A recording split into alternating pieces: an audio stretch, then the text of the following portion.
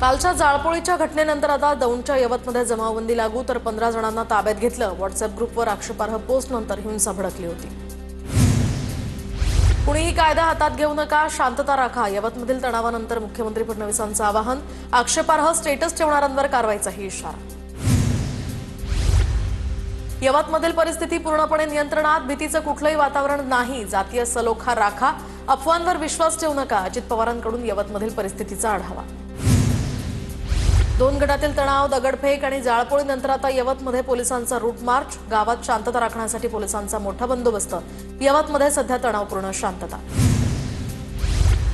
कारखान्याचा संचालक म्हणून सरळ काम तर सगळेच करतात, वाकडं काम करून पुन्हा नियमात बसवतो त्याची माणसं नोंद ठेवतात। कृषी मंत्री झाल्यावर भरणेंनी केलेल्या वक्तव्यामुळे आता वादाची चिन्ह। वाकडं काम केलं तर आम्ही तुम्हाला सोडणार नाही, रोहित पवारांचाही दत्ता भरणेंना थेट इशारा।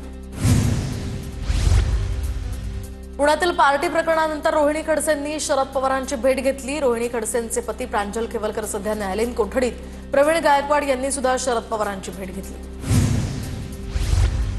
राहुल गांधींनी कोणत्याही मुद्द्यावर पत्र पाठवलेलं नाही, तर राहुल गांधी बेकायदेशीरपणे आरोप करत आहेत। राहुल गांधींच्या आरोपांवर निवडणूक आयोगाचं स्पष्टीकरण।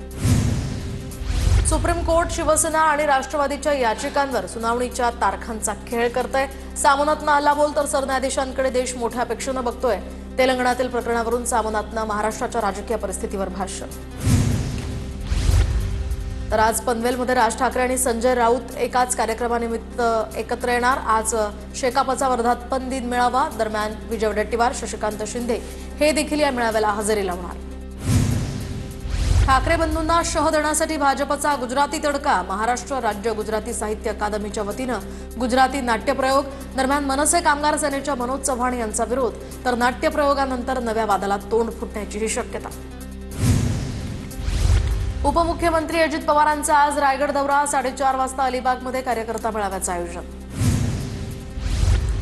मुंबई क्रिकेट असोसिएशनच्या राजकारणामध्ये रवींद्र चव्हाण सक्रिय होणार, क्लबचे प्रतिनिधी म्हणून रवींद्र चव्हाणांना एमसीए कडून अधिकार बहाल, तर चव्हाण नोव्हेंबरमधील एमसीएच्या कार्यकारिणीची निवडणूक लढवण्याच्या चर्चा। शशी थरूर आणि माजी सरन्यायाधीश धनंजय चंद्रचूड आज एकाच कार्यक्रमानिमित्त एकत्र येणार। वायबी चव्हाणमध्ये एका पुस्तक प्रकाशनाच्या निमित्तानं 12:30 वाजता हे दोन्ही इथे उपस्थित राहणार।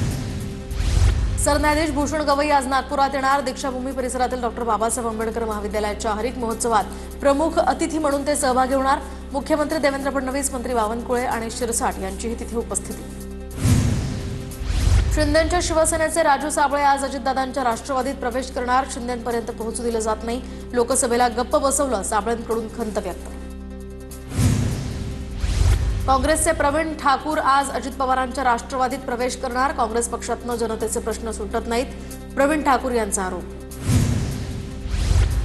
पक्षविरोधी भूमिका घेतल्यामुळे नागपुरातील भाजप नेते प्रकाश टेकाडे यांची पक्षातनं हकालपट्टी। नागपूर ग्रामीणचे जिल्हाध्यक्ष मनोहर कुंभारे यांच्याकडून टेकाडे 6 वर्षांसाठी निलंबित, 8 महिन्यांपासून पक्षात सक्रिय नसल्यानं कारवाईची शक्यता।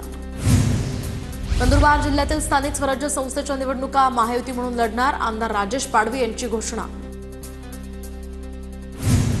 नंदुरबारमध्ये आगामी स्थानिक स्वराज्य संस्थेच्या निवडणुकीमध्ये भाजप स्वबळावर लढणार, तर आमदार विजयकुमार गावित यांचा स्वबळाचा नारा। आमदार संजय गायकवाड, संजय कुटे आणि प्रताप अडसड यांचा नागपूर खंडपीठामध्ये अर्ज। स्वतःविरुद्धच्या निवडणूक याचिका फेटाळून लावण्यासाठी अर्ज, 22 ऑगस्ट रोजी अंतिम सुनावणी होणार। राज्यात खासगी बाजार समित्यांना देण्यात आलेले वन टाइम परवाने यांसंदर्भात आता पुनर्विचार सुरू। ज्या खासगी बाजार समित्यांमध्ये मूलभूत सोयी सुविधा उपलब्ध असतील त्यांचेच परवाने नूतनीकरण होणार, पणन मंत्री जयकुमार रावल यांची माहिती। ऑगस्ट महिन्यामध्ये पुन्हा पावसाचा जोर वाढण्याची शक्यता। जुलैच्या अखेरीस राज्यातील काही भागात पावसाचा जोर कमी झाला होता। मुंबईमध्ये जुलै महिन्यात समाधानकारक पाऊस झाला नसल्याचं स्पष्ट, तर 1 ते 31 जुलै दरम्यान कुलाबा केंद्रात 378.4 मिलीमीटर, तर सांताक्रूजमध्ये 790.6 मिलीमीटर पावसाची नोंद। गतवर्षी जुलैमध्ये दोन्ही केंद्रात सरासरीपेक्षा अधिकचा पाऊस। नागपूर शालार्थ आयडी घोटाळा प्रकरणी न्यायालयीन कोठडीतील सिद्धेश्वर काळुसे आणि रोहिणी कुंभार यांच्या पोलीस कोठडीसाठी सरकारचा अर्ज। राज्य सरकारच्या अर्जावर आज सुनावणी होण्याची शक्यता। तुळजाभवानी मंदिरातील शस्त्रपूजनाची तलवार गहाळ झाल्याचा पुजाऱ्यांचा आरोप, तर मंदिर संस्थानच्या खजाना खोलीतील ही तलवार गायब झाली असून ती तलवार मंदिराच्या बाहेर असल्याचा पुजाऱ्यांचा दावा। काशी आणि उज्जैनच्या धर्तीवर पंढरपुरात कॉरिडॉर होणार, तर कॉरिडॉरसाठी 48,000 चौरस मीटरचं भूसंपादन एप्रिल महिन्यामध्ये कॉरिडॉरला सुरुवात होणार असल्याची माहिती. मुंबई उच्च न्यायालयाच्या कोल्हापूर खंडपीठाचा कारभार 18 ऑगस्टपासून सुरू होणार. खंडपीठ होण्यासाठी तब्बल 40 वर्षांपासून सुरू होता लढा. मुंबई, नागपूर, छत्रपती संभाजीनगर नंतर आता हे चौथं खंडपीठ असणार. शनी शिंगणापूरमधील बनावट ॲप आणि कर्मचारी भरती घोटाळा प्रकरणी हजारो कोटींचा घोटाळा झाल्याचा आमदार सुरेश धसांचा दावा. तर किती कोटींचा घोटाळा झाला ते बाहेर येणं गरजेचं, धस यांची माहिती. सोलापुरातील श्रेयस नर्सिंग होम अखेर सील. तर काही दिवसांपूर्वी आशा सेविकांना आमिष दाखवत गर्भवती माता खासगी रुग्णालयामध्ये नेण्यात आल्याचा प्रकार घडला होता.